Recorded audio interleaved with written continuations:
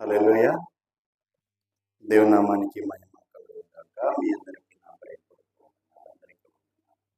బాగున్నారా? కృపయు సమాధానం మీకు కలుగును గాక. పునరుత్థాన దీవెనలు ఆశీర్వాదం మీకు మీ బిడ్డలకు మెండుగా కలుగును గాక. ఆమేన్. చూడండి ప్రియులారా, మరి ఈ దినం పరిశుద్ధాత్మ దేవుడు నీతో నాతో ఏం మాట్లాడబోతున్నారో అటు మాటలు ధ్యానించుకుందాం. ప్రభువే మనకు సహాయము చేయును గాక. ఆమేన్. యెహోషువ గ్రంథం యెహోషువ గ్రంథం 3వ అధ్యాయం 6వ వచనం ధ్యానించుకుందాం. మీరు నిబంధన మందసమును ఎత్తుకొని ప్రజల ముందర నడువుడని యాజకులకు అతడు సెలవీయగా వారు నిబంధన మందసమును ఎత్తుకొని ప్రజల ముందర నడిచిరి. హల్లెలూయా.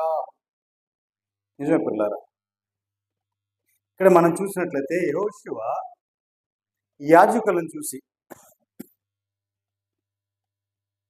మీరు నిబంధన మందసమును ఎత్తుకొని ఈ ప్రజలకు ముందుగా మీరు నడువుడి అని చెప్పినప్పుడు వారు ఆ నిబంధన మందసమును ఎత్తుకొని ప్రజలకు ముందుగా నడిచిరి. దేవునికి మహిమ కలుగునుగా.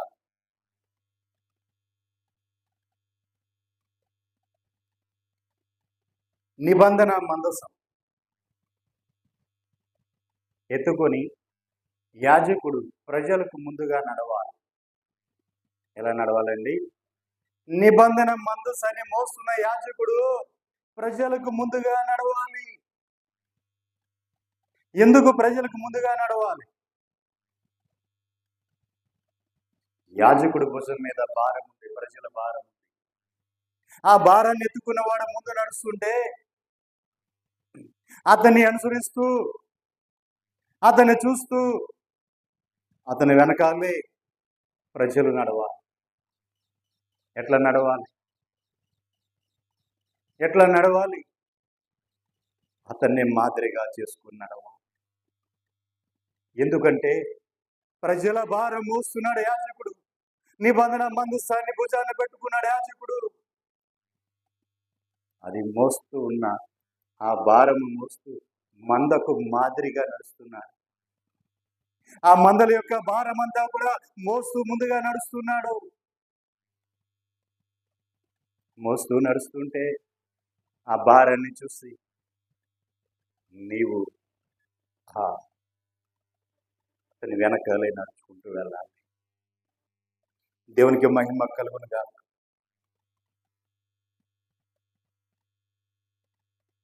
నిబంధన గురించి మనం ధ్యానించుకుందాం. అసలు నిబంధన అంటే ఏంటి అనేది కొన్ని మాటలు ధ్యానించుకుందాం. ముందుగా నోవాహు యొక్క నిబంధన, నోవాహుతో దేవుడు చేసిన ఆ నిబంధన మనం ధ్యానించుకుందాం. ఆదికాండము 6వ అధ్యాయము 18వ వచనం.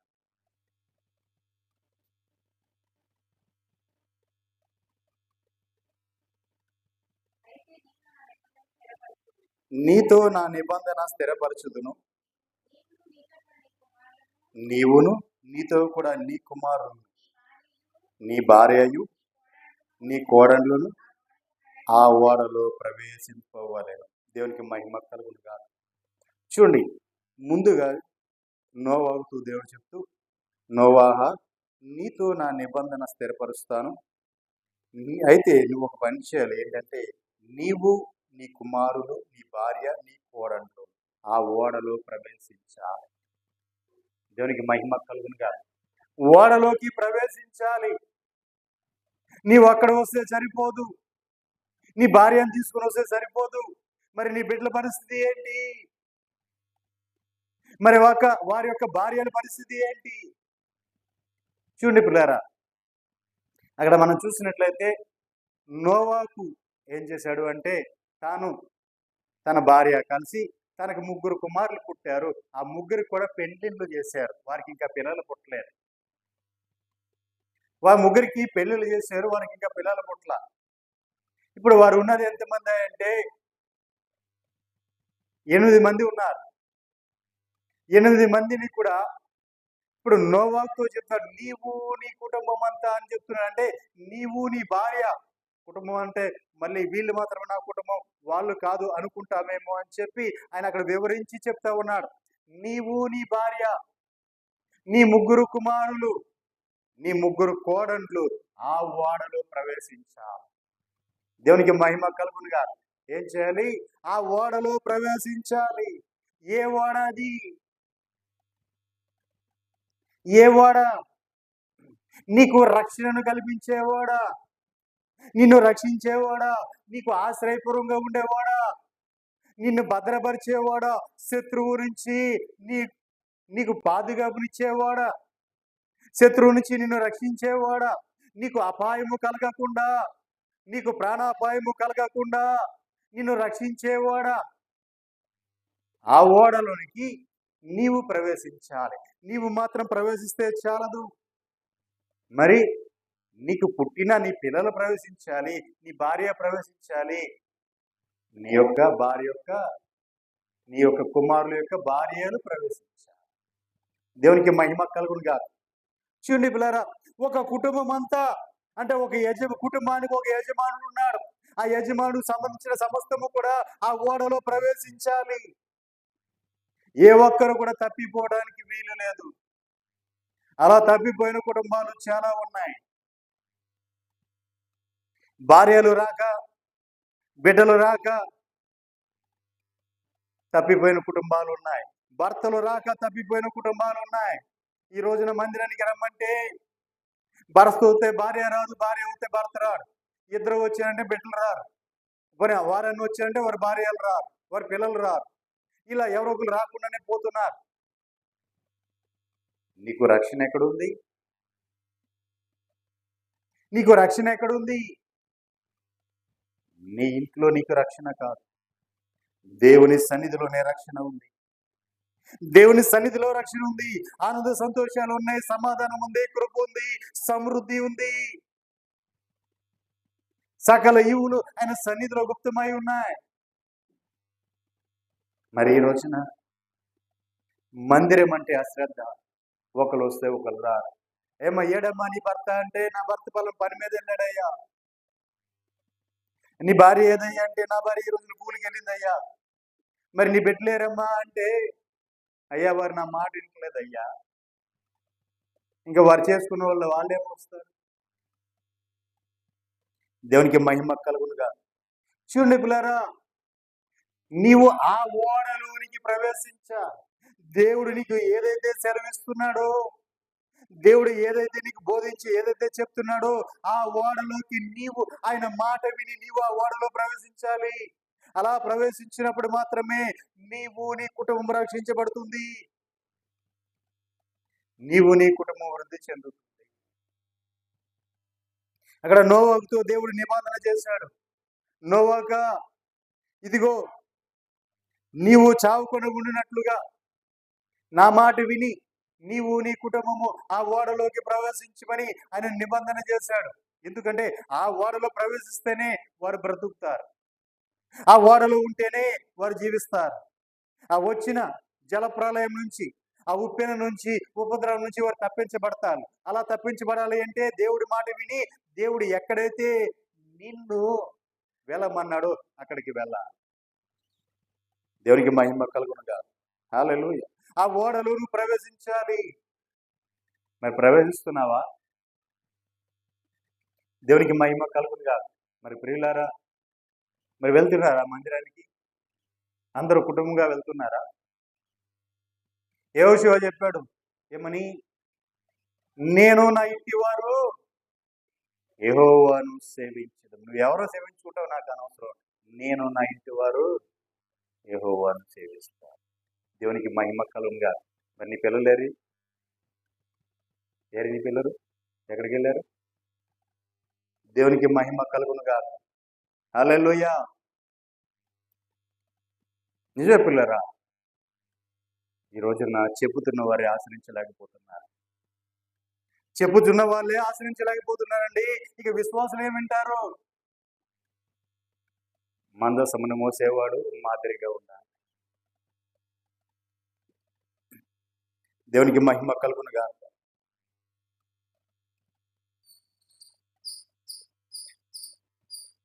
నోవాహ, నీతో నా నిబంధన స్థిరపరిచేదను, నీవును నీ ఇంటి వారు, అంటే నీవు, నీ కుమారులు, నీ భార్య, నీ కోడళ్ళు అందరూ కూడా ఆ ఓడలో ప్రవేశించారు. దేవునికి మహిమ కలుగునుగా. హల్లెలూయా. ఆ నిబంధన అప్పుడే స్థిరపరుస్తాడు దేవుడు. ఆయన చేసిన నిబంధన స్థిరపరచాలి అంటే నీవు ఆ ఓడలో ప్రవేశించాలి. ఆ ఓడలో ఎప్పుడైతే నీవు ప్రవేశిస్తావో అప్పుడు మాత్రమే నిబంధన స్థిరపరచబడుతుంది. దీనికి ఒక కండిషన్ ఉంది. హెచ్చరిక 19వ అధ్యాయం 20 వచ్చిన ఒక మాట ఉంది, చూడండి.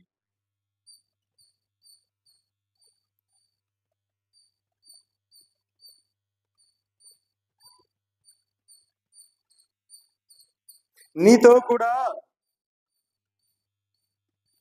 వాటిని బ్రతికించి ఉంచుకొనుటకు సమస్త జీవులలో దొరకలేదమ్మా.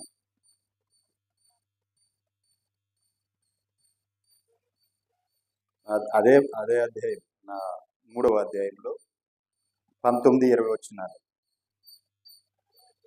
6-19-20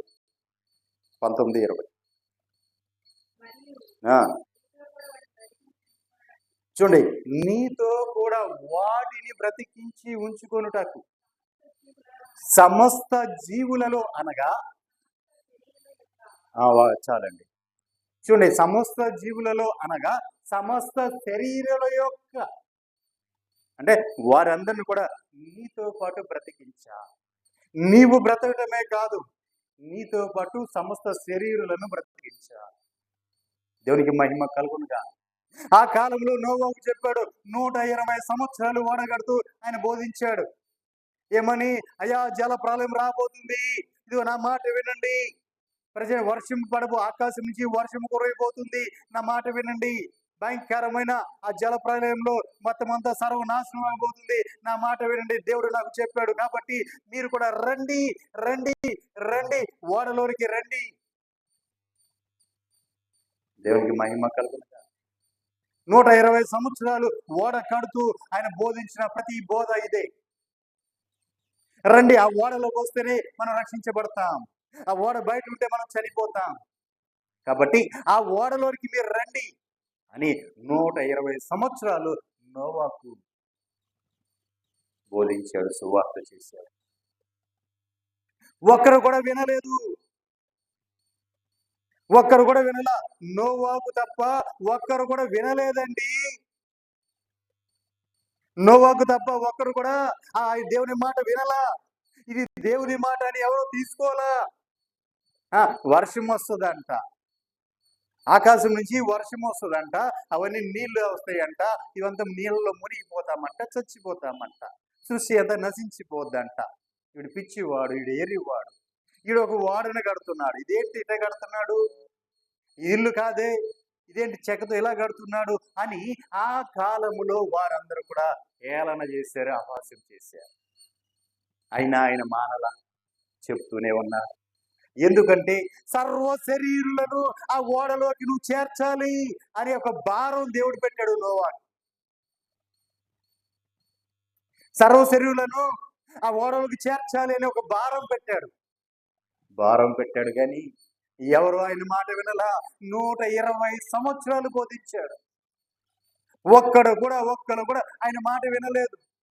ఆఖరికి దేవుడు చెప్తున్నాడు, ఇదిగో నోవాహు, నీ యొద్దకు మంద రాబో, నీ దగ్గరకు వచ్చిన వాటిని లోపలికి చేర్చుకో అన్నాడు. దేవునికి మహిమ కలుగునుగా. నోవాహు ఆ కాలంలో సృష్టిలో ఆయన బోధించుకుంటూ వచ్చాడేమని? జల ప్రళయం వస్తుంది, అందరూ నశించిపోతారు, ఈ ఓడలోకి వచ్చిన వారు మాత్రం బ్రతుకుతారు, వీరు మాత్రమే రక్షించబడతారు, కాబట్టి ఓడలోకి రండి అన్నారు. ఎవరో మాట వినలా. ఇదిగో ఆయన రాకడ సమీపిస్తుంది, ఆయన త్వరగా రాబోతున్నాడు, అందరూ సిద్ధపడండి, రండి అమ్మా, మీరు సిద్ధపడడానికి రండి అమ్మా, రండి అయ్యా అంటే ఎవరైనా వింటున్నారా? మాకు ఆ పని ఉందండి, మేము అటు వెళ్ళాలి, మాకు ఏ పని ఉందండి. ఆదివారమే ఈరోజు పనులు ఎక్కువైపోయింది. రాబో కాలంలో ఆదివారంలో కూడా ఇది చేసేవారు. ప్రభుత్వాలు ఆల్రెడీ ఆదివారాలు తీసేద్దామని కూడా ప్లాన్ చేశారు. దేవునికి మహిమ కలుగునుగా. శివుని పిల్లారా, ఆదివారం విశ్రాంతి దినం. ఆదివారం ఆయన సన్నిధిలో గడపాల్సిన దినం. కానీ ఈ రోజున ఆదివారాలే మందిరాలు ఖాళీ అయిపోతారు.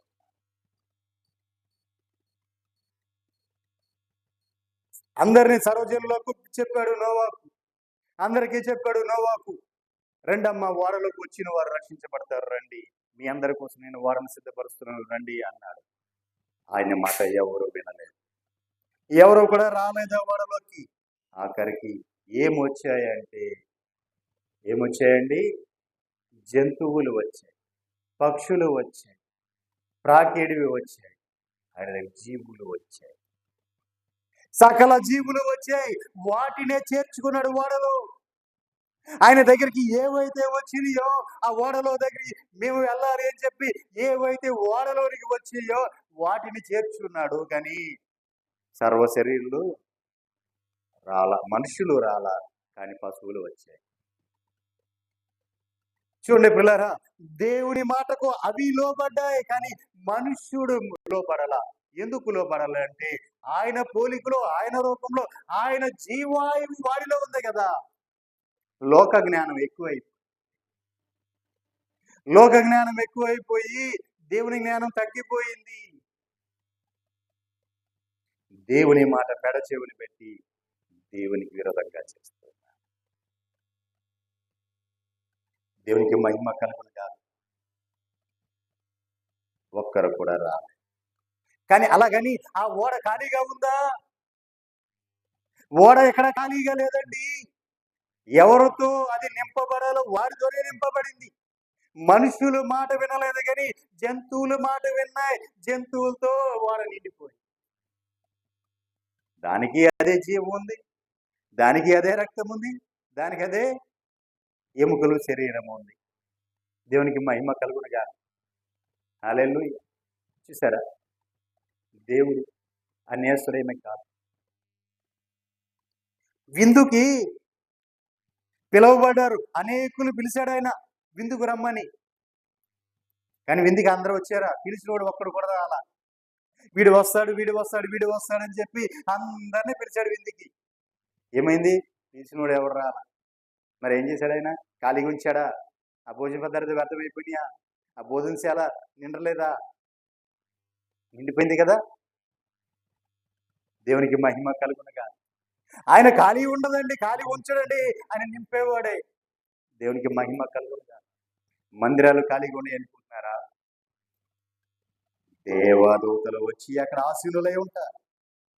ఆయన దూతావళితో ఆయన సన్నిధి నింపువాడైనా. దేవునికి మహిమ కలుగునుగా. చెప్పేవాడు మాదిరిగా ఉండాలి, నింపడానికి చెప్పేవాడు మాదిరిగా ఉండాలి. కానీ దేవుడు కంటికి కనపడిన విధంగా ఆ మందిరాన్ని నింపుతాడు. దేవునికి మహిమ కలుగునుగా. హల్లెలూయా. నిజమే. ఎక్కడ కూడా ఏది కూడా ఆయన ఖాళీగా ఉంచింది ఏది లేదు. అన్ని కూడా నింపుకుంటూనే వస్తుంది. ఆ ఓడ ఖాళీగా ఉందండి. ఆ 8 మంది ఓడలో ఉన్నారండి. ఖాళీ కాదు. ఆ ఓడ నిండిపోయింది. హల్లెలూయా. ఓడలోనికి ప్రవేశించాలి. అలా ప్రవేశించాలంటే ఏం చేయాలి? ఆయన కండిషన్ పెట్టాడేమని? నువ్వు అక్కడ మాత్రమే ప్రవేశించడానికి వీలు లేదు. నువ్వు అక్కడ మాత్రం దాంట్లో ఉండడానికి వీలు లేదు. మరి నీతో కూడా వాటిని బ్రతికించి ఉంచుకొనుటకు సమస్త జీవులను నేను పంపిస్తున్నాను అన్నాడు. దేవునికి మహిమ కలుగునుగాక. హల్లెలూయా. 9వ అధ్యాయం 10వ వచనం నుంచి ధ్యానించుకుందాం. ఆదికాండం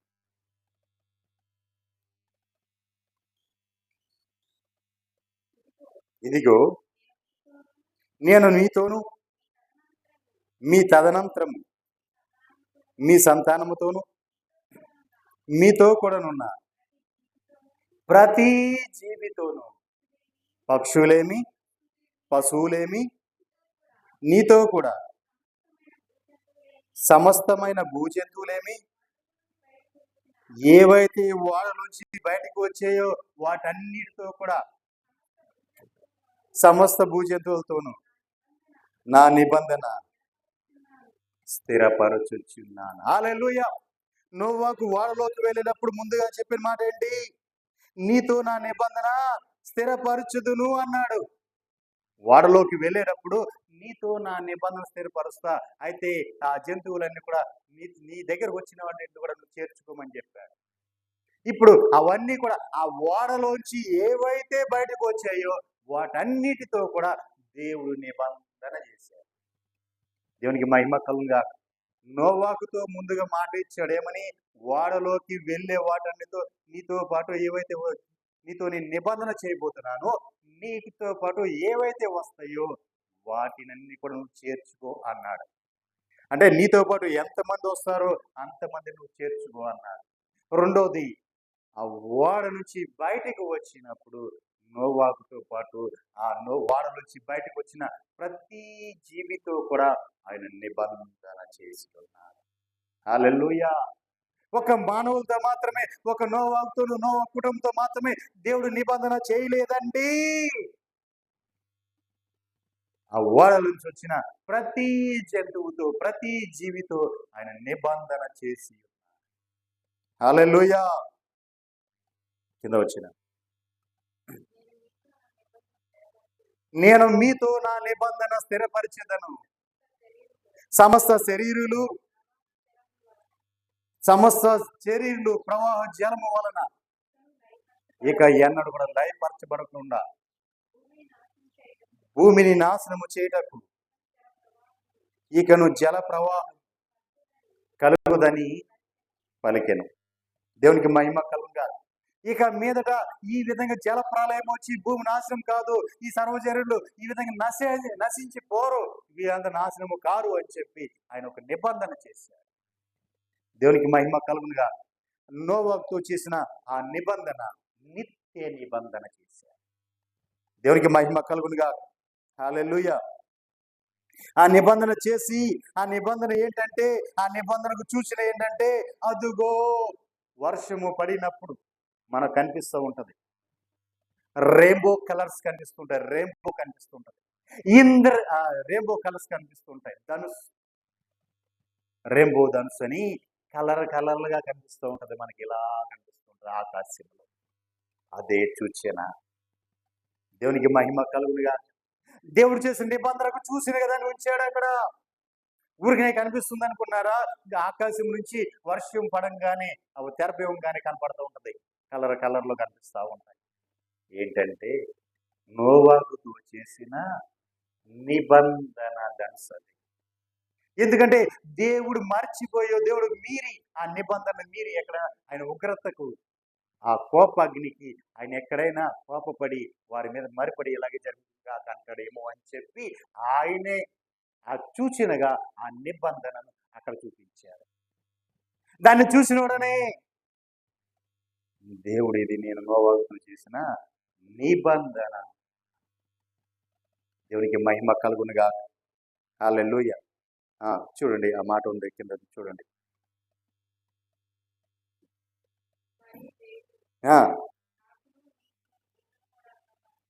చూడండి, దేవుడు చెప్తున్నమాట నాకును నీకు అన్నాడే. అంటే దేవునికిను నోవాకును నీతో పాటు నోవాకుతో పాటు ఉన్న సమస్త జీవరాశులకును మధ్య నేను తరతరములకు ఏర్పరచుచున్న నిబంధనకు ఒక గుర్తు ఇదే. మేఘములో నా ధనుసును ఉంచి తిని, అది నాకును భూమికిని మధ్య నిబంధనకు గుర్తుగా ఉంటుంది. హల్లెలూయా. ఆయన మేఘములో ఒక ధనుసు ఉంచాడు, అది భూమికిని ఆకాశానికి మధ్య ఉంటుంది.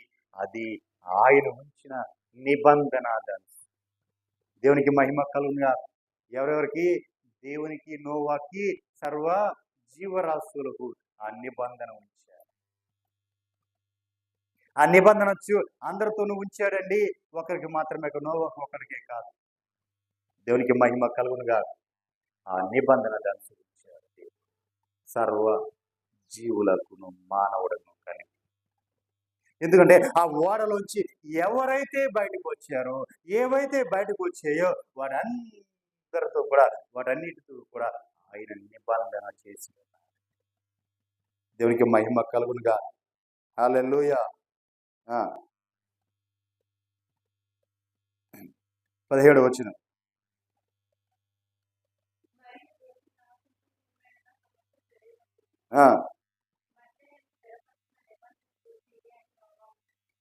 దేవునికి మహిమ కలుగునుగా. హల్లెలూయా. ఆ ధనుసు మేఘములో నుండును, నేను దాన్ని చూసి దేవునికి భూమి మీదనున్న సమస్త శరీరులతో ప్రాణము గల ప్రతి దానిని మధ్యనున్న ఆ నిత్య నిబంధన జ్ఞాపకము చేసుకుందును అంటున్నారు. దేవునికి మహిమ కలుగునుగా. నిత్య నిబంధన జ్ఞాపకం చేసుకుంటాడు. ఆయన ఏం నిబంధన చేశాడండి? నోవాహుతో చేసిన నిబంధన ఏంటి? నిత్యము నిలిచి ఉండే నిబంధన చేశాడు. ఒక నోవాహుతో మాత్రమే కాదు, ఆ ఓడలోంచి వచ్చిన ప్రతి జీవితోనూ ఆయన నిబంధన చేశాడు దేవుడు. దేవునికి మహిమ కలుగునుగా. రెండవది అబ్రహాముతో చేసిన నిబంధన. ఆదికాండం 17వ అధ్యాయం 2వ వచనం. ఒకటి నోవాహుతో చేసిన నిత్య నిబంధన. రెండోది అబ్రహాముతో చేసిన నిత్య నిబంధన. నాకును నీకును మధ్య నా నిబంధన నియమించి నిన్ను అత్యధికముగా అభివృద్ధి పొందించేదనని అతనితో చెప్పాడు. దేవునికి మహిమ కలుగునుగా. ఇప్పుడు అబ్రహాముకిను దేవుడికి మధ్య నిబంధన నియమించబోతున్నాడు దేవుడు. నా నిబంధన నియమించి నిన్ను అత్యధికంగా అభివృద్ధి పొందించేదని అబ్రహాముతో చెప్పాడు. అంతేకాదు, కింద వచ్చినానికి వెళ్ళా. అప్పుడు అబ్రహాము సాగిలపడి ఉండగా దేవుడు అతనితో మాట్లాడి, ఇదిగో నేను నియమించిన నా నిబంధన నీతో చేసి ఉన్నాను. చూడండి, అబ్రహాముతో దేవుడు చేసిన నిబంధన ఏంటంటే, నీవు అనేక జనములకు తండ్రి వగుదు, మరియు ఇక మీదట నీ పేరు అబ్రహాము అనబడదు. నేను అనేక జనములకు తండ్రిగా నిన్ను నియమించితిని కనుక నీ పేరు అబ్రహాము అనబడు. నీకు అత్యధికముగా సంతాన అభివృద్ధి కలగజేసి నీలో నుంచి జన్మలు వచ్చినట్లు నియమించుదును. రాజులను నీలోంచి వచ్చేదరు. నేను నీకును నీ తరువాత నీ సంతానమునకును దేవుడనై ఉండునట్లు నాకును నీకును నీ తరువాత వారి తరములలో నీ సంతతికి మధ్య నా నిబంధన నిత్య నిబంధనగా స్థిరపరిచేదను. హల్లెలూయా. చూసారా, అబ్రహాముతో దేవుడు చేసిన నిబంధన. అబ్రహాము యొక్క సంతానం, అబ్రహాం యొక్క సంతానముతో ఆయన నిత్య నిబంధన చేశాడు. నీకు నేను దేవుడినై ఉంటాను. హల్లెలూయా. నీకు నేను దేవుడినై ఉంటాను అని అబ్రహాంతో నిత్య నిబంధన చేశాడు. నిత్యము నిలిచి ఉండే నిబంధన.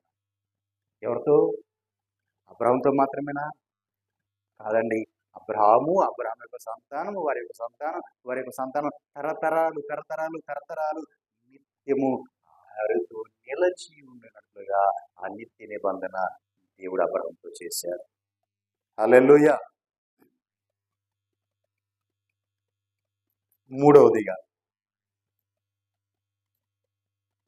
మూడవదిగా క్రొత్త నిబంధన. నిత్యము నిలిచి ఉండే ఆ క్రొత్త నిబంధన. ఇర్మియా పుస్తకం 31వ అధ్యాయం 31, 32 వచనం.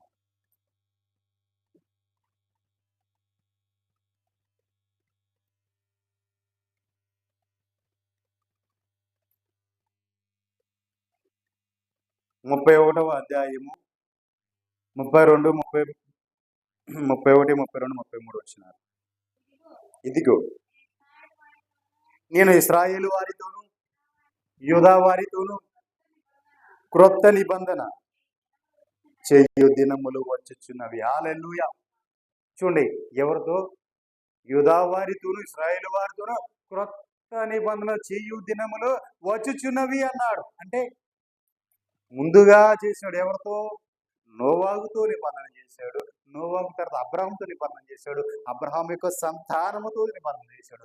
అబ్రహాం యొక్క సంతానమే యూదా వారును ఇశ్రాయేలు వారు.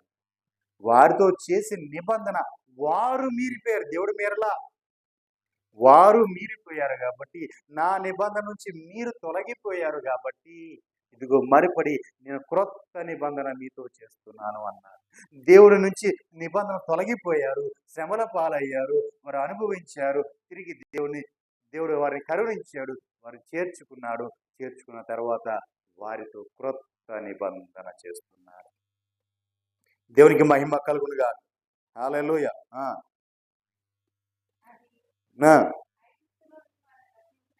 అది ఐగుప్తులో నుండి వారిని రప్పించుటకై నేను వారిని చేయి పట్టుకున్న దినమున వారి పితరులతో నేను చేసిన నిబంధన వంటిది కాదు. చూడండి, ఒక్క నిమిషం. ముందుగా అంటే మనం చెప్పుకున్న అబ్రహాముతోనూ నోవాహుతో చేసిన ఆ నిబంధన వంటి నిబంధన కాదు. ఇప్పుడు నేను చేయబోయే నిబంధన ముందుగా వాళ్ళ పితరులతో చేసిన నిబంధన కాదు, క్రొత్త నిబంధన చేయబోతున్నా. దేవునికి మహిమ కలుగును గాక. హల్లెలూయా. అంటే వారితో చేసిన నిబంధన ఏంటి? నోవాహుతోను, అబ్రహాముతోను, ఇసాకుతోను, యాకోబుతోను, వారి పితరులతోను వారు చేసిన నిబంధన ఏంటి? దేవుడు ధర్మశాస్త్రం ఇచ్చి దీని ప్రకారం మీరు నడుచుకోండి, ఇలాగ ఉండాలి, మీరు నాకు ఇష్టంగా ఉండాలంటే ఎలా ఉండాలి, ఇదిగో నా ఆజ్ఞలు కొనాలి, నా కట్టలు, నా విధులను అనుసరించి నడుచుకోవాలి, నా విధి విధానాలు ఎరిగి దాని ప్రకారం మీరు నడుచుకుంటే నేను మీకు దేవుడై ఉంటా, మీరు నాకు పిల్లలై ఉంటారు, నేను మీతో ఉంటాను అని చెప్పారు. దేవునికి మహిమ కలుగును. అబ్రహాముతో చేసింది వారి యొక్క సంతానం తరతరాలకు నిత్య నిబంధన చేశారు. దేవునికి మహిమ కలుగును. కానీ అదే ప్రజలతో, యూదా వారితో, ఇశ్రాయేలు వారితో, అదే ప్రజలతో మరిపడి నూతన నిబంధన చేయబోతున్నారు. ఆ నూతన నిబంధన ఏంటో చూద్దాం. చదువమ్మా.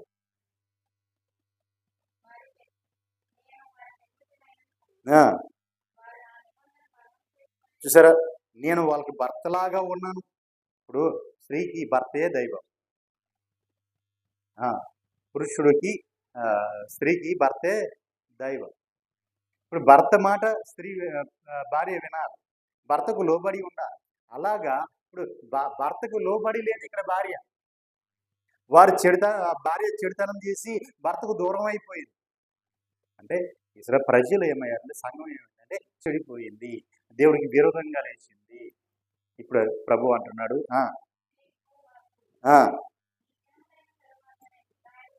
ఇదిగో ఈ దినములైన తరువాత నేను ఇశ్రాయేలు వారితోను యూదా వారితోను చేయబో నిబంధన ఇదే, వారి మనస్సులలో నా ధర్మ విధిని ఉంచెదను, వారి హృదయం మీద దాన్ని వ్రాసేదను. హల్లెలూయా. చూడండి పిల్లలు, ఒక నిమిషం. ఇక ఎన్నడూ కూడా ఇప్పుడు వరకు అక్షరముగా ఉంది, ఇప్పటి వరకు దేవుని మాట అక్షరముగా ఉంది, ధర్మశాస్త్రం అంతా కూడా అక్షరము. కానీ ఆ అక్షరము వెనుకున్న ఆత్మను వెలుగు తీస్తున్నారు. ధర్మశాస్త్రం అంతా అక్షర రూపంలో రాయబడి ఉంది, కానీ ఇప్పుడు ఆయన చేయబోయే నిబంధన ఆత్మరూపంగా మార్చబడబోతుంది, ఆత్మరూపంలోకి మార్చబడబోతుంది. ఇప్పటి వరకు నువ్వు చదివావు, ఇప్పటి వరకు నువ్వు అనుసరించావు, కానీ ఇక నుంచి అక్షర రూపంలో కాదు, ఆత్మరూపంలో ఆయన బోధించబోతున్నాడు, ఆత్మరూపంలో రాయబోతున్నాడు. అది కూడా ఎలా రాశాడు అంటే, వారి మనస్సులలో ఆయన యొక్క ధర్మ విధిని ఉంచాడు, వారి హృదయముల మీద దాన్ని రాశాడు. మనస్సులో ఆ విధిని ఉంచాడు, ఇలా జరగాలి, ఇలా చేయాలి, దాన్ని హృదయం మీద రాశాడు. దేవునికి మహిమ కలుగుగా. ఒక మానవుడు తప్పిపోవాలన్నా, ఒక మానవుడు దేవునికి దూరం అయిపోవాలన్నా, ఒక మానవుడు చెడిపోవాలన్నా, బాగుపడాలన్నా ఒకటి తన మనస్సు, రెండోది తన హృదయం. ఒకటి తన మనస్సు, తన హృదయం. వాడు చెడిపోవాలి, పతనం అయిపోవాలన్నా, వాడు బాగుపడాలి, వృద్ధి చెందాలన్నా వాడి మనస్సు, వాడి యొక్క హృదయమే దానికి కారణం. కాబట్టి దేవుడు ఏం చేశాడంటే అక్షర రూపముగా ఉన్న దాన్ని మార్చి నూతన నిబంధన చేసి ఇప్పుడు మనస్సులోను హృదయములోను దాన్ని వ్రాశాడు. దేవునికి మహిమ కలుగునుగా. ఎందుకంటే ఇప్పుడు ఈ వాక్యము నా కళ్ళకి ఎదుర్కొన్నంత కాలము కూడా, వాక్యము నా ముందు ఉన్నంత కాలం కూడా నేను ఏమి చేయడానికి వీలు లేదు. వాక్యం మరుగైంది, పక్కన పెట్టా. ఇప్పుడు నేను బయటికి వెళ్ళా, నాకు ఇష్టం వచ్చినట్టుగా లోకాన్ని చూస్తున్నా, పాపాన్ని చూస్తున్నా. ఇక మీదట అలా చేసే అవకాశం లేదు. తప్పిపోయా, వైదొలిగిపోయా, వచ్చా, ప్రాయశ్చిత్తం చేసుకున్నా, కడుక్కున్నా, ధర్మశాస్త్ర ప్రకారం కడుక్కున్నా, ప్రాయశ్చిత్తం చేసుకుని కడుక్కున్నా, మరిపడి వెళ్ళా, మరిపడి పాపం చేశా, మరిపడి వచ్చా, మరిపడి కడుక్కున్నా, మరిపడి వెళ్ళా, మరిపడి పాపం చేశా, మరిపడి వచ్చా, కడుక్కున్నా. ఈ విధంగా ఇక ఈ అవకాశం దేవుడు ఇవ్వలేదు. ఎందుకంటే ఇప్పుడు ఆ వాక్యం ఎక్కడ ఉందంటే హృదయములో వాక్యం ఉంది, మనస్సులో ఆయన యొక్క విధానాలు ఉన్నాయి. ఇది తప్పు, ఇది రైట్, ఇదిగో దీని ప్రకారం నువ్వు వెళ్తే నువ్వు బాగుపడతావు, ఇదిగో దీని ప్రకారం నువ్వు వెళ్తే తప్పిపోతావు అని చెప్పి ఆ వాక్యము నీ హృదయములో ఉంది కాబట్టి, నీ హృదయం మీద వాక్యము రాశాడు కాబట్టి మానవుడు తప్పిపోయే అవకాశమే లేదు. దేవుడికి ఆ మానవుడికి ఆ అవకాశం ఇవ్వలేదు. దేవునికి మహిమ కలుగునుగా.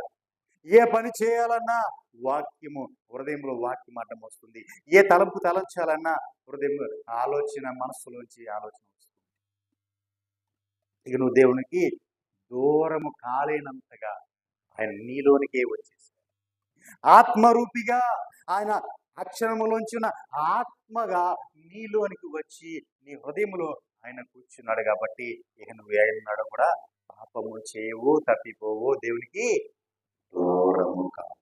కాబట్టి ఆయన ఏం చేశాడు అంటే వారి మనస్సులో నా ధర్మ విధిని, వారి హృదయముల మీద నా దానిని వ్రాశాను అన్నాడు. ఇంకే దాని నుంచి ఎక్కడైనా తప్పిపోతాను. మానవుడు తప్పిపోవడానికి రెండే కారణాలు, ఒకటి మనస్సు, రెండు హృదయం. ఆ మనస్సు హృదయాన్ని కూడా ఆయన వాక్యముతో నింపినప్పుడు, ఆయన విధానాలతో నింపినప్పుడు ఇక మానవుడు తప్పిపోయే అవకాశమే లేదు. దేవునికి మహిమ కలుగునుగా. హల్లెలూయా. 34 వచ్చిన నేను వారికి దేవుడినై ఉందును, వారు నాకు జనులగుదురు, వారు వారు మరి ఎన్నడును యెహోవాను గూర్చి బోధ నొందుదము, తమ పొరుగు వారికి కానీ తమ సహోదరునికి కానీ ఉపదేశము చేయరు. చూడండి, ఎందుకు ఉపదేశము చేయరు అని చెప్తున్నా అంటే ఆల్రెడీ అందరూ కూడా వాక్యముతో, ఉపదేశంతో నింపబడిపోయారు. నిండిపోయిన తర్వాత ఇక దాంట్లో పోసినా బయటికి పొర్లిపోతాయి. ప్రభువారు రాతి బాణలు నింపమన్నాడు. ఎక్కడి వరకు నింపమన్నాడు? అంచుల మట్టుకు నింపమన్నాడు. ఎక్కడి వరకు నింపమన్నాడు? అంచుల మట్టుకు నింపమన్నాడు. దేవునికి మహిమ కలుగునుగా. అంచుల మట్టుకు రాతి బాణాలు నింపాలి. ఎక్కడ నింపాలండి? అంచుల మట్టుకు రాతి బాణాలు నింపాలి. ఇక అవి ఎందుకంటే ఇక అంతకు మించి పోసిన అవి దాంట్లో నిలబడవు, అవి బయటికి పొర్లిపోతాయి. అందుకని ఇక ఎవరు కూడా ఉపదేశము చెయ్యరు. అంటే అందరూ కూడా నింపబడిపోయారు వాక్యంతో. దేవునికి మహిమ కలుగునుగా. అందరూ కూడా వాక్యంతో నింపబడిపోయారు, అంచుల మట్టుకు నింపబడిపోయారు. కాబట్టి ఇక ఎన్నడూ కూడా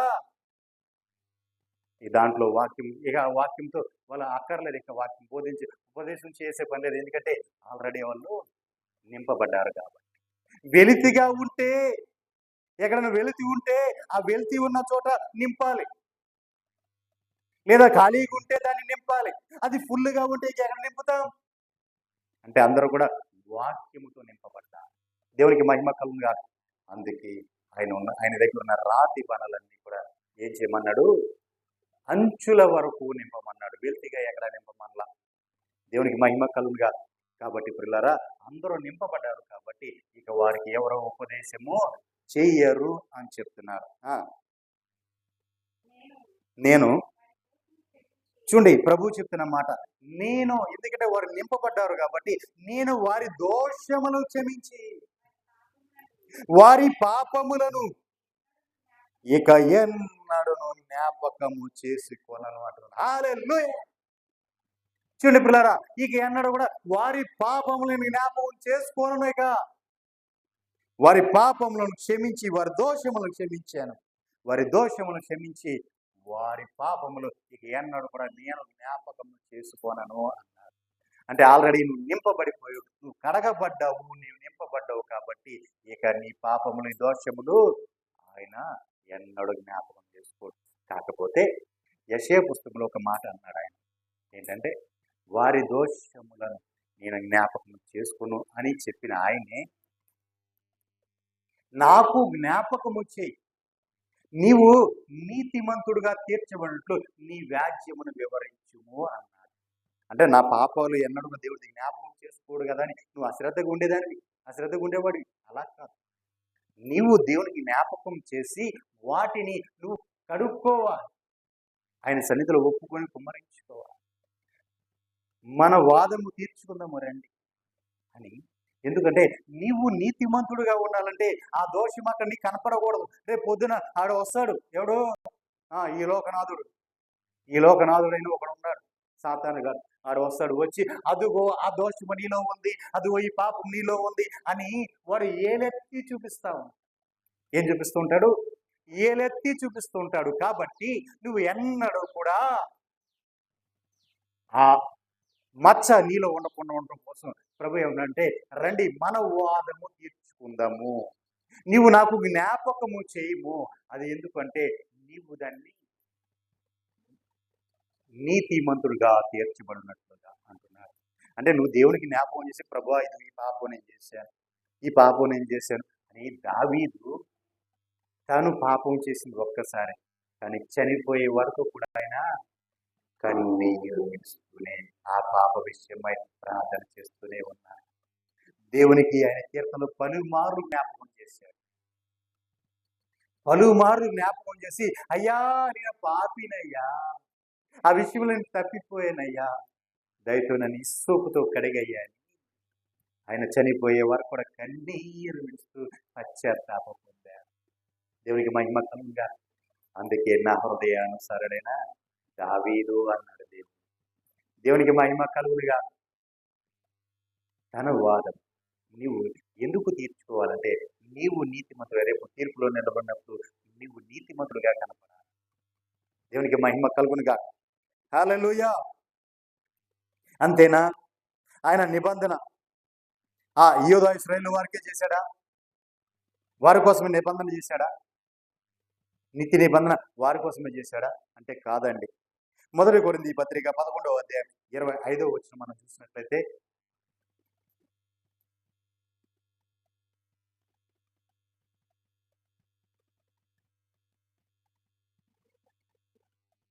అధ్యాయం 25వ వచనం,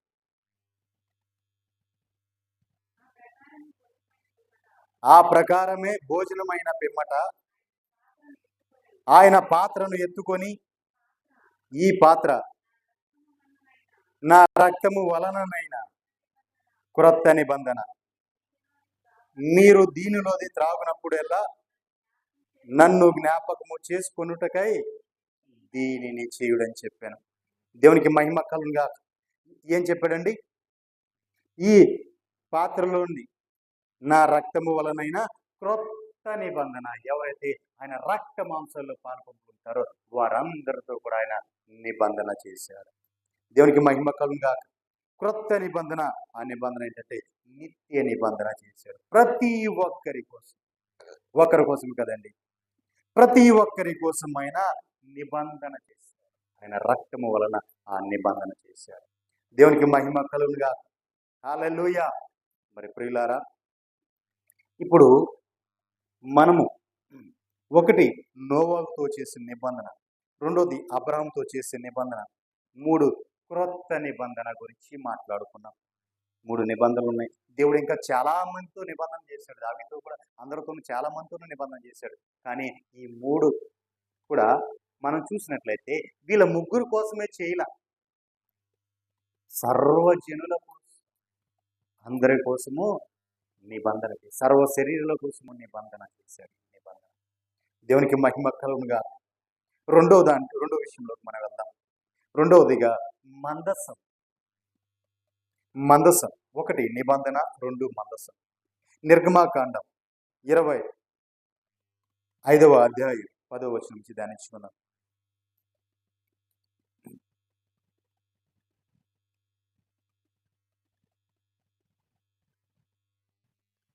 నిర్గమాకాండం 25వ అధ్యాయం 10వ వచనం నుంచి ధ్యానించుకున్నాం. తుమ్మకర్రతో మందసము చేయవలెను. దాని పొడుగు 2 మూరలున్నర, దాని వెడల్పు 3.5, దాని ఎత్తు 3.5. దాని మీద మేలిమి బంగారు రేగు పొదిగించాలి. ఇది మందసం. ఇది మందసం. ఈ మందసాన్ని తుమ్మకర్రతో చేయాలి. తుమ్మకర్రతో చేసి దీన్ని వెలుపట లోపల కూడా ఈ బంగారు రేకుని పొదగాలి. బంగారు ఇప్పుడు మనకు కనిపిస్తుంది, ఇదంతా బంగారం. ఈ బంగారు రేకుని పైన పొదగా లోపల వెలుపల కూడా ఇలాగే ఉండాలి. కానీ లోపల ఉన్నది ఏంటి? తుమ్మకర్ర. తుమ్మకర్ర ఎలా ఉంటుంది? నల్లగా ఉంటుంది. దేవునికి మహిమ కలుగుగా. తుమ్మకర్ర నల్లగా ఉంటుంది. కానీ దాని నలుపుని, దాని స్వభావాన్ని కనిపించకుండా లోపల బయట కూడా ఈ బంగారు రేకుతో పొదగా. దేవునికి మహిమ కలుగుగా. కొంచెము లోతుగా ఆలోచిస్తే తుమ్మకర్రకు సాదృశ్యంగా మానవుడు తీసుకున్నారు, నరుడు తీసుకున్నారు. ఈ మానవుడు ఉన్నాడే, ఈ చంద్రశేఖర్ అనబడిన ఈ మానవుడు ఉన్నారు. ఈ మానవుడు బయట లోపల కూడా బంగారు రేకు పొదగాలి. నల్లగా ఉన్న ఈ చంద్రశేఖర్కి లోపల బయట కూడా బంగారు రేకు పొదగాలి. అంటే దాని అర్థం ఏంటో తెలుసా? బంగారం అనేది దేవునికి సాదృశ్యం.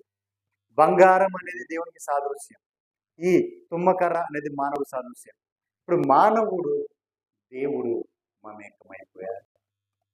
మానవుడి యొక్క స్వభావం కానీ, మానవుడి యొక్క ఆలోచనలు కానీ, మానవ తలంపులు కానీ, మానవ విధి మానవుడు కలిగిన ఏవి కూడా బయటకు కనిపించుకోకుండా దేవుని ఒక ఆయన రూపంతో మార్చబడాలి. ఎటు చూసిన మానవులోంచి ఏం కనపడాలి? దేవుడే కనపడాలి. నరులోంచి దేవుడే కనపడాలి. నరుడు కనపడటానికి వీలేదు. అక్కడ నరుడు కనపడటానికి వీలు లేదు.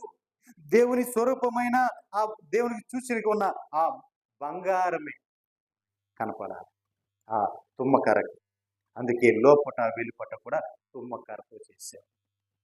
దేవునికి మహిమ కలుగునుగా. అంటే మానవుడు కలిగినవన్నీ కూడా మరుగైపోవాలి. అంటే తన పోలికలో, తన రూపంలో రూపించుకున్నాడు దేవుడు మానవుని. ఇప్పుడు అదే పోలిక, అదే రూపంలోకి మానవుడు మార్చబడటం కోసం తప్పిపోయిన మానవుడు, వైదొలిగిపోయిన మానవుడు, దేవునికి విరోధమైన మానవుడిని తిరిగి ఆయన ఏం చేస్తున్నాడు? తన రూపంలో మరిపడి మార్చుకుని తానే వెలుపట లోపట కూడా అలంకరించబడుతున్నాడు. దేవునికి మహిమ కలుగునుగా. అంతేకాదు, ఇది కరుణాపీఠం. ఇది కరుణాపీఠం. ఈ కరుణాపీఠం మీద కెరూబులు, 2 కెరూబులు ఉన్నాయి. ఇది ఒక కెరూబు, ఇది ఒక కెరూబు. ఇవన్నీ కూడా ఇది ఏ ఖండంలో? ఈ ప్రఖండాలు. అంటే దీంతో కలిసే ఉండాలి. విడివిడిగా ఉండటానికి వీల్లేదు. విడివిడిగా ఉండటానికి వీలేదు. ఇది మొత్తం అంతా కలిసే ఉండాలి. ఈ కరుణాపీఠం మీద ఈ కెరూబులు ఇవన్నీ కూడా కలిసే ఉండాలి. అప్పుడు ఇవన్నీ కూడా దానికి మూతగా ఉండాలి. ఈ మందసానికి మూతగా ఉండాలి. ఈ పై నుంచి, ఈ కరుణాపీఠం నుంచి దేవుడు మానవుడితో మాట్లాడుతూ ఉంటాడు. ఆ స్వరం అక్కడి వేస్తూ ఉంటది. దేవునికి మహిమ కలుగునుగా. హల్లెలూయా. అంతేకాదు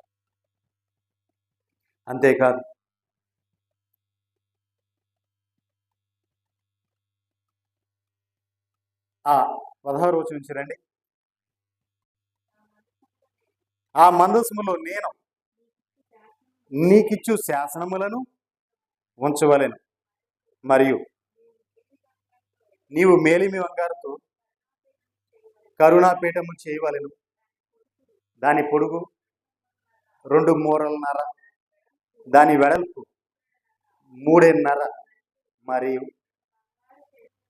2 బంగారు కెరూబులను చేయవలెను. కరుణాపీఠం యొక్క 2 కొనలు, ఈ చివర ఆ చివర, నగిసి పనిగా చేయాలి. ఈ కొన ఈ మూల మీద కెరూబును, ఆ కొన ఆ మూల మీద కెరూబును చేయవలెను. కరుణాపీఠమున దాని 2 కొనల మీద కెరూబులను, ఈ కరుణాపీఠంతో పాటు ఈ కెరూబులు ఏకాండంగా కలిసే ఉండాలి. విడివిడిగా ఉండడానికి వీలు లేదు, అతికించడానికి పొదగడానికి వీలు లేదు. దాంతో కలిసే రావాలి. దేవునికి మహిమ కలుగునుగా. హల్లెలూయా. చూడండి, దాంట్లో ఏముంటాయంటే శాసనం, దీంట్లో ఈ మందసం లోపల దేవుని శాసనాలు ఉన్నాయి, దేవుని ఆజ్ఞలు. రెండోది, ఆ కాలంలో దేవదూతల ఆహారమైన మన్నా. మూడోది, చిగురించిన అహరోను కర్ర. రాత్రికి రాత్రే చిగురించి ఆ పువ్వులు, కాయలు, ఫలాలతో ఉన్న ఆ కర్ర దాంట్లో ఉన్నారు. దేవునికి మహిమ కలుగునుగా. హల్లెలూయా. ఇప్పుడు ఇవన్నీ కూడా కలిసి ఆ మందసములో ఉండాలి. దేవునికి మహిమ కలుగునుగా. ఇవన్నీ కూడా అలా ఉంచి, ఇవన్నీ కూడా నువ్వు ఉంటే, ఇప్పుడు 23వ వచనానికి రండి.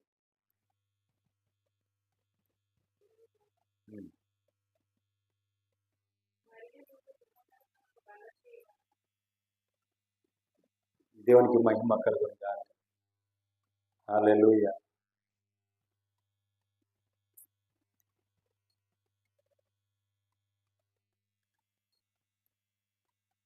సరే, అక్కడ నేను నిన్ను కలుసుకొని కరుణాపీఠము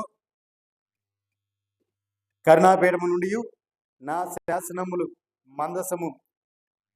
మందసములో ఉన్న ఆ మీద నుండి 2 కెరూబులను చేసి వాటి మధ్య నుంచి నీకు నేను మాట్లాడుతాను అంటున్నాడు. అంటే దేవుడు ఏమన్నాడంటే, దీంట్లో ఉండాల్సినవన్నీ కూడా ఆయన ఆజ్ఞలు, ఆయన విధి విధానాలైన ఆ 10 ఆజ్ఞలు, 2 రాతి పలకలు దీంట్లో పెట్టాడు. తర్వాత చిగురించిన అహరోను కర్ర దీంట్లో ఉంచాడు. తర్వాత దేవదూతలు తినే ఆహారమైన మన్నా, ఆ మన్నా దీంట్లో చూసిన లోపల ఉన్నాయి. ఇప్పుడు ఈ కరుణాపీఠాన్ని, కెరూబుల్ని అన్ని ఉంచాడు. దేవుడు ఇక్కడ నుంచి మాట్లాడుతున్నాడు. మోషే వచ్చినప్పుడు మోషే ప్రత్యక్షిస్తున్నాడు. ఇప్పుడు అహరోను వచ్చినప్పుడు యాజకుడు వచ్చి ఇక్కడ మాట్లాడినప్పుడు, ప్రభువా, మరి ఈ వ్యక్తి పాపం చేసి వచ్చాడు, దోషం చేసి వచ్చాడయ్యా, ఏం చేయాలన్నప్పుడు, ఇదిగో ఆ వ్యక్తిని ఎలా చేయమను, తన ప్రాయశ్చిత్తం జరిగింది, ప్రాయశ్చిత్తం చేయమను అని ఇక్కడ నుంచి ఏ విషయమైతే సెలవు ఇవ్వాలో ఆయన స్వరం ఇక్కడ నుంచి ప్రత్యక్షత ఇచ్చి మాట్లాడుతూ ఉన్నాడు. దేవునికి మహిమ కలుగునుగా. హల్లెలూయా.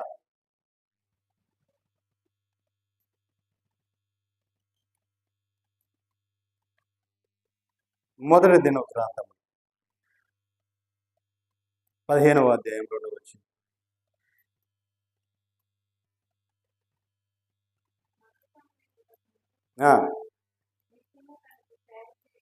మందసమును ఎత్తుటకును నిత్యము తనకు సేవ చేయుటకును యెహోవా లేవీలను ఏర్పరచుకొనెను అని చెప్పి, వారు తప్ప మరి ఎవరును దేవుని మందసమును ఎత్తకూడదని దావీదు ఆజ్ఞించారు. దేవునికి మహిమ కలుగునుగా. దేవుడు ఎవరైతే ఏర్పరచుకున్నారో, ఎవరినైతే దేవుడు ఏర్పరచుకున్నాడో వారు మాత్రమే దాన్ని మొయ్యాలి. అందరూ మోయటానికి వీలు లేదు. అలా ఆయన ఎవరినైతే ఏర్పరచుకున్న వారు మాత్రమే మొయ్యాలి. అలా మొయ్యాలని చూసిన వారు ఓపిని ఫినెహాసులు చచ్చిపోయారు. తర్వాత ఉజ్జియా చనిపోయాడు మందసాన్ని పట్టుకోవాలని. అలా ఎవరు పడితే వాళ్ళు మోయటానికి వీలు లేదు. దేవునికి మహిమ కలుగునుగా. ఆకాను వాళ్ళందరూ కూడా మనసు మొయ్యాలనుకున్నారు, తిరుగుబాటు చేశారు, చనిపోయారు. కానీ దేవుడు ఎవరినైతే ఏర్పరచుకున్నాడో వారు మాత్రమే ఆ మందసాన్ని మొయ్యాలి. దేవునికి మహిమ కలుగునుగా. మూడవదిగా, మందసం మోయు యాజకుడు. 1 నిబంధన, 2ది మందసము, 3ది యాజకుడు. యాజకుడు గురించి కూడా 2 మాటలు మనం ధ్యానించుకొని ముగించుకుందాం. ద్వితీయోపదేశకాండం 10వ అధ్యాయం 8వ వచనం.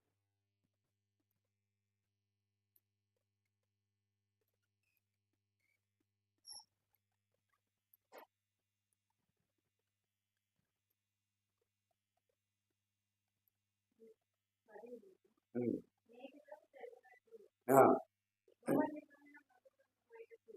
యెహోవా నిబంధన మందసమును మోయుటకు యెహోవా సన్నిధిని నిలుచుటకును ఆయనను సేవించి ఆయన శాసనములను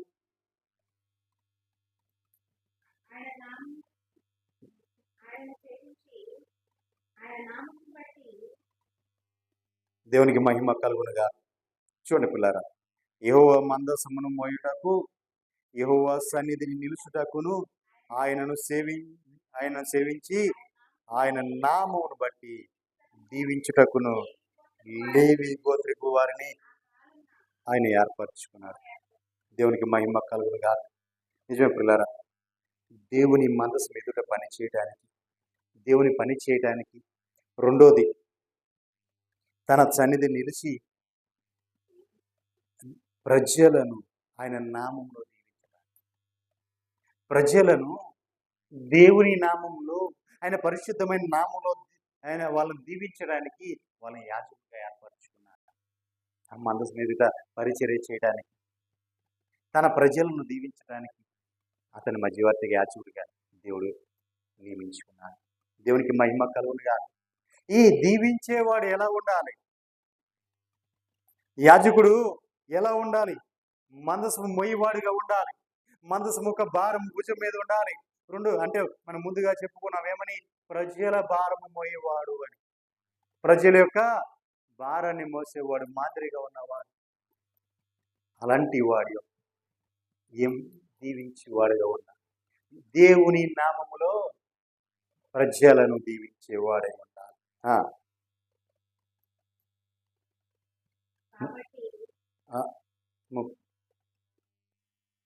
31:25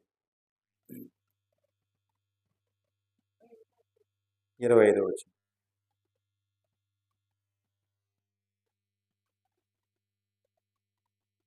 అంతేకాదు ఏం చేశాడు అంటే మోషే ఏం చేశాడంటే ధర్మశాస్త్రము రాసి ఎవరికి ఇచ్చాడు అంటే ఆ మందసం. చూడండి, మోషే యెహోవా నిబంధన మందసమును మోయు లేవీలను చూసి ఆజ్ఞాపించింది ఏమనగా, మీరు ఈ ధర్మశాస్త్ర గ్రంథము తీసుకొని మీ దేవుడని యెహోవా నిబంధన మందసము పక్కన ఉంచాలి. చాలండి. దేవునికి మహిమ కలుగునుగా. మోషే ధర్మశాస్త్రాన్ని రాసి కూడా దేవుడు మోషే ద్వారా రాపించి కూడా ఎవరికి ఇచ్చాడు అంటే మందసాన్ని మోస్తున్న యాజకుడికి మాత్రమే ఇచ్చాడు. దేవునికి మహిమ కలుగునుగా. ఆ మందసము మోసే యాజకుడి దగ్గరే ధర్మశాస్త్రం ఉంది. ఇప్పుడు ఏం చేయాలి? యాజకుడు ఆ భారము కలిగి ఉండాలి. అదా చేసిన ధర్మశాస్త్రం అంతా కూడా ముందు జరిగినవి అన్ని కూడా జరిపించాడు. అవన్నీ కూడా విధి విధానాలు, ఆయన కట్టలు, ఆయన ఆజ్ఞలు ఇవన్నీ కూడా ఉన్నాయి. అన్నీ కూడా యాజకుడు దగ్గర పెట్టుకొని తన ప్రజలకు వారి దేవుని నామంలో తన ప్రజలు దీవిస్తూ వారికి బోధిస్తూ ఉన్నారు. దేవునికి మహిమ కలుగునుగా. హల్లెలూయా. తన ప్రజలను దేవుని నామంలో దీవిస్తూ వారికి ఆయన బోధిస్తూ ఉండాలి. అవన్నీ ఎక్కడ ఉండాలంటే యాజకుడు మందసం మోసే యాజకుడి దగ్గరే ఉండాలి. అది కూడా ఎక్కడ ఉండాలి? ఎక్కడ పెట్టాలంటే మందసం పక్కనే పెట్టాలి. ధర్మశాస్త్రము కూడా. దేవునికి మహిమ కలుగునుగా. హల్లెలూయా. యెహోషువ పుస్తకంలోకి వద్దాం. యెహోషువ గ్రంథం 3:3 మనం చూసినట్లయితే,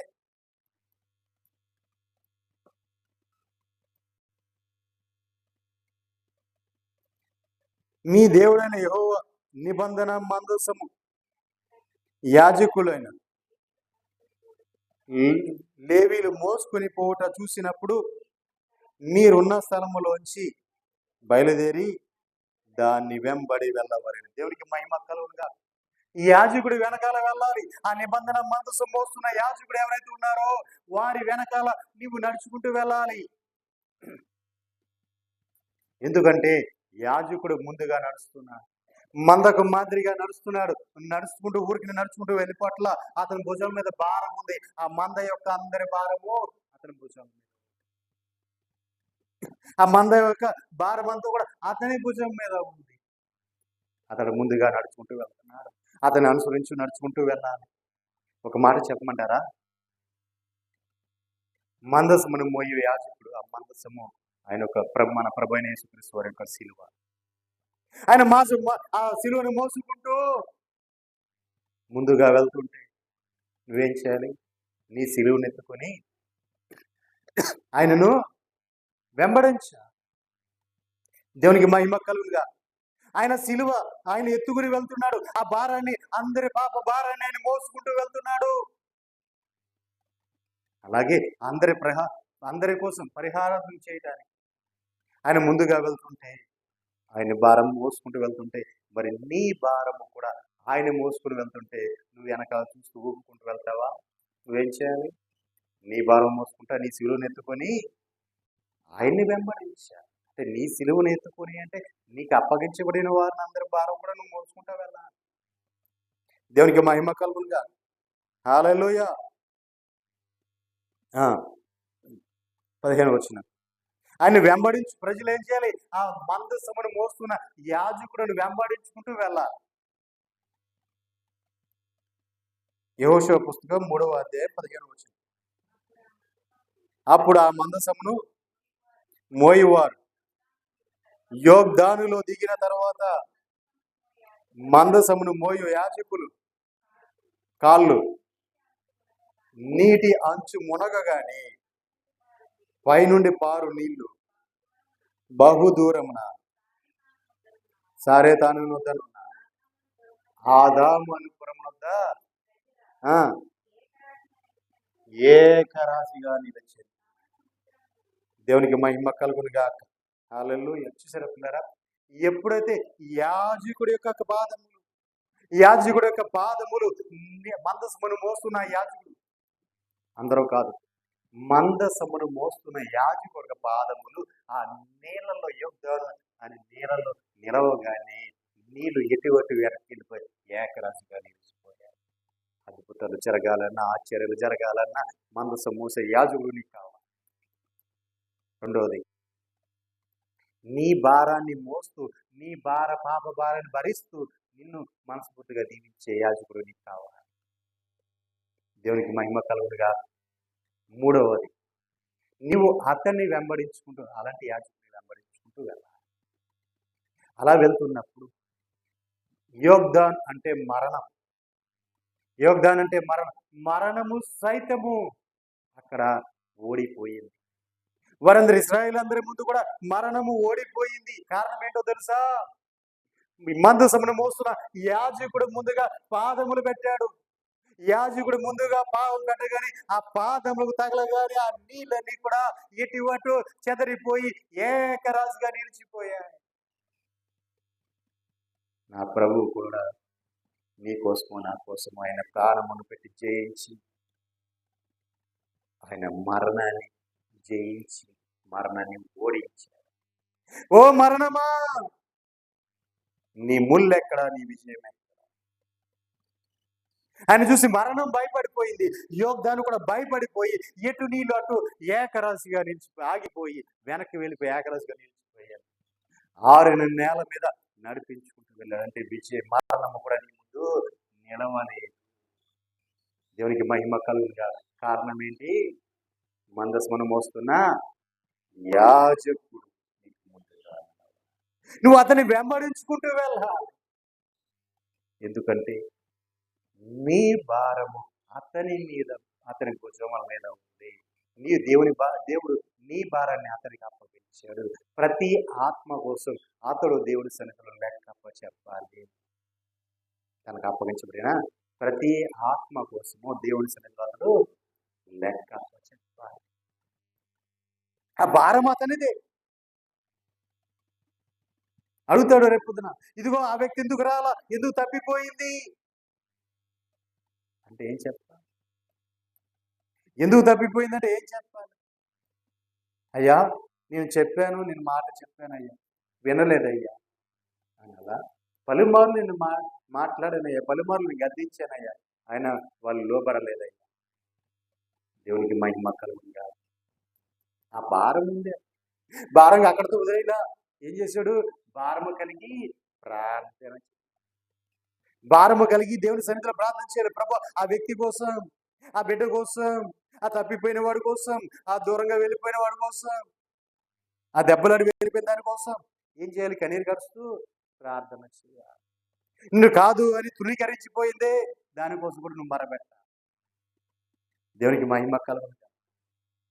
అది ఇంకోటి చేతికి వెళ్ళిపోయిన తర్వాత ఇప్పుడు నువ్వు వదిలేస్తావు. దేవునికి మహిమ కలుగును. ఎటు వెళ్ళకుండా అట్టాగే ఉందనుకోండి, ఏం చేయాలి, ఆమె కోసం ప్రార్థన చేయాలి. ఇంకొక దగ్గరికి వెళ్ళిపోయినందుకు ఆ భారం ఏంటో వదిలిపోయినట్లే. దేవునికి మహిమ కలుగును కాదు. హల్లెలూయా.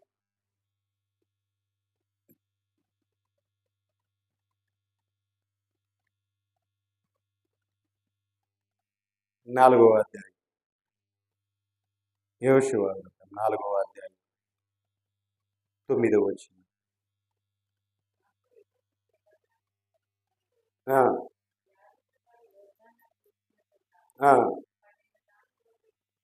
దేవునికి మహిమ కలుగును గాక. సాక్షార్థాలుగా 12 రాళ్ళు సహకరించేవారు, సంఘంలో సహకరించేవారు, వారు కూడా భారం పోయారు. ఆ రాళ్ళను భుజాల పెట్టుకొని మోసారు యాజకుడు.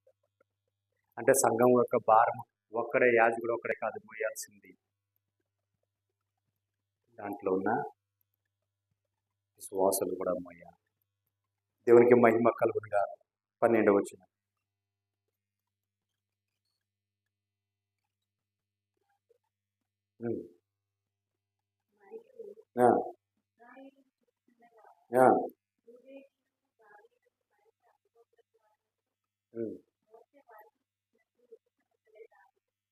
దేవునికి మహిమ కలుగును గాక. చూడండి, యుద్ధ సన్నాద్ధులై దాటి అంటే దాని అర్థం ఏంటో తెలుసా, విశ్వాసులు ఏం చేయాలి, యుద్ధ సన్నద్ధులై సిద్ధపడి ఉన్నారు. సిద్ధపడి ఆ మరణం అనే యోగ్దానం అని దాన్ని జయించి, ఒక యాజకుడికి మాత్రమే కాదు, పరిచర్య భారం ప్రతి ఒక్కరు కూడా పంచుకోవాలి. పరిచర్య భారాన్ని సంఘంలో ఉన్న ప్రతి ఒక్కరు కూడా పంచుకోవాలి. దేవునికి మహిమ కలుగును గాక. ఎలా ఉండాలంటే యుద్ధ సన్నాద్ధులై ఉండాలి, యుద్ధం నాకు సిద్ధపడిన వారుగా ఉండాలి. దేవునికి మహిమ కలుగును గాక. అపవాదిని ఎదిరించడానికి, అనేకులను ఆయన సన్నిధికి నడిపించడానికి సిద్ధంగా ఉంది. దేవునికి మహిమ కలుగును గాక. హల్లెలూయా. వారు ఎలా దాటారంటే 10వ వచనంలో ఉంది, యాజకులు మందసమును మోయుచు యోర్దాను నడుమ నిలిచి ఉండగా జనులు త్వరపడి దాటిరి అని ఉంది. అంటే ఎక్కడ ఆలస్యం చేయకూడదు, ఎక్కడ ఆలస్యం చేయకూడదు, త్వరపడాలి. ప్రభు రాకడికి మనం త్వరపడుతున్నామా? యాజకుడు చెప్తున్నాడు, బోధిస్తున్నాడు, మరి సేవకుడు చెప్పినప్పుడు త్వరపడుతున్నారా? త్వరపడాలి, త్వరపడి దాటాలి. అంటే మరణమును దాటాలి. మరము దాటగానే ఏముంది అక్కడ? జీవం ఉంది. జీవములోకి, మరము నుంచి మరణము దాటి జీవములోకి అడుగు పెట్టాలి. అది కూడా యాజకుడు కానీ, మందస్సము మోయు యాజకుడు కానీ నీవు త్వరపడి అతన్ని వెంబడించాలి. దేవునికి మహిమ కలుగును గాక.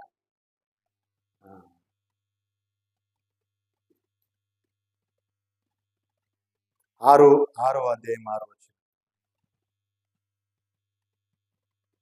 6వ అధ్యాయం 6వ వచనం.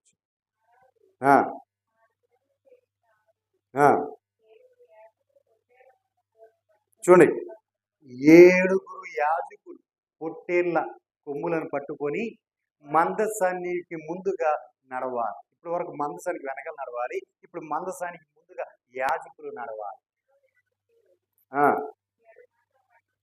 దేవునికి మహిమ కలుగును గాక. ఒక నిమిషం. 7 బోర్లు పట్టుకొని ముందుగా నడవాలి. దేవునికి మహిమ కలుగును గాక. మన ప్రభు 7 ఆత్మలు కలిగిన వాడు, 7 నేత్రములు కలిగిన వాడు, 7 దీపస్తంభం మధ్య అంటే 7 సంఘాల మధ్య సంచరించేవాడు. ఆయన మనకు ముందుగా నడుస్తున్నాడు. దేవునికి మహిమ కలుగును గాక. హల్లెలూయా. ఆయన మనకు ముందుగా నడుస్తున్నాడు. ఎలా నడుస్తున్నాడు? ఆయన సిలువను ఎత్తుకొని నడుస్తున్నాడు. ఇప్పుడు మనం ఏం చేయాలి? ఆయన వెంబడిస్తూ నడవాలి. ఆయన వెంబడిస్తున్నారు. ఎందుకంటే మన భారము ఆయన పైన ఉంది కాబట్టి, ఆయన మోస్తున్నాడు కాబట్టి, మన భారాన్ని ఆయన మోస్తున్నాడు కాబట్టి, ఇప్పుడు మనం ఆయన వెంబడించాలి. ఆయన అడుగు జాడల్లో నడుచుకోవాలి. ఎందుకు ఇవన్నీ ఎందుకయ్యా? ఇంత శ్రమ ఎందుకయ్యా? ఇంత బాధలు ఎందుకయ్యా? ఇవన్నీ ఎందుకయ్యా అంటే, ఇదిగో నీవు కోల్పోయావే ఆ రూపాన్ని, నీ కోల్పోయావే ఆ స్వరూపాన్ని తిరిగి నువ్వు ధరించుకొని నా వలే నీవు కూడా నిత్యత్వములో కోటాను కోట్ల సంవత్సరాలు నాతో కలిసి నువ్వు అక్కడ జీవించాలి. అందుకే ఇవన్నీ కూడా నీవు చేయాలి అని నా ప్రభు చెప్తారు. అంతేకాదు, నిబంధన మందసమును మోసే యాజకులు కావాలి. నిబంధన మందసమును మోసే యాజకులు కావాలి. ఆ భారము యాజకుల భుజాల మీద ఉండాలి. ఎవరైతే ఆ భారమును మోస్తున్నారో వారు దేవునితో పాటు కలిసి నడుస్తుంటారు. వారితో పాటు నీవు కూడా వారి వెనకాల అంటే వాళ్ళు మందపు మాదిరిగా ఉన్నట్లుగా మాదిరికర జీవితం ఎవరైతే జీవిస్తున్నారో, ఆ భారము కలిగి జీవిస్తున్నారో వారిలాగా కూడా భారము కలిగి నీవు కూడా వారిని అనుసరించి నడుచుకోవాలి. దేవునికి మహిమ కలుగుగాక. నిజమే పిల్లారా. ముందుగా మనం చూస్తే నిబంధన మందసం ముగ్గురితో చేశాడు. నోవాహుతో, అబ్రాహాముతో చేశాడు. తర్వాత క్రొత్త నిబంధన అందరితోనూ చేశాడు. మందసమును మోసే యాజకుడు ఆ భారము కలిగి ఉండాలి అని మనం మాట్లాడుకున్నాం. మూడోదిగా మందకు మాదిరిగా యాజకుడు ఉండాలి అని మనం మాట్లాడుకున్నాం. మరి పిల్లారా, ఈ దినం పరిశుద్ధాత్మ దేవుడు నీతో నాకు చూటిగా మాట్లాడుతున్నాను.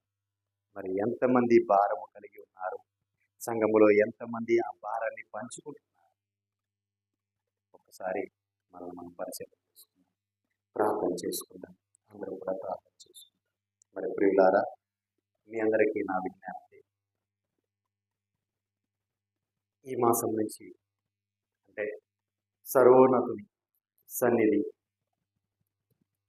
వారు నిర్వహించి 50 రోజుల ఉపవాస పండుగలు ఈ నెల 27వ తారీఖు నుంచి ప్రారంభమవుతాయి. కాబట్టి సిద్ధపడండి, రావచ్చు. అందరినీ కూడా ప్రేమగా ఆహ్వానిస్తున్నా.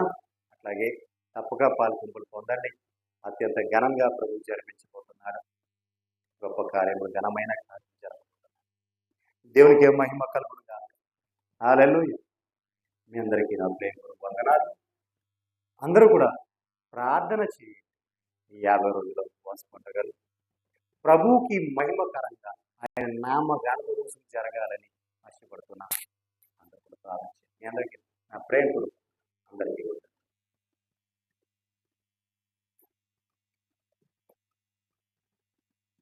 ప్రార్థన చేస్తున్నాను.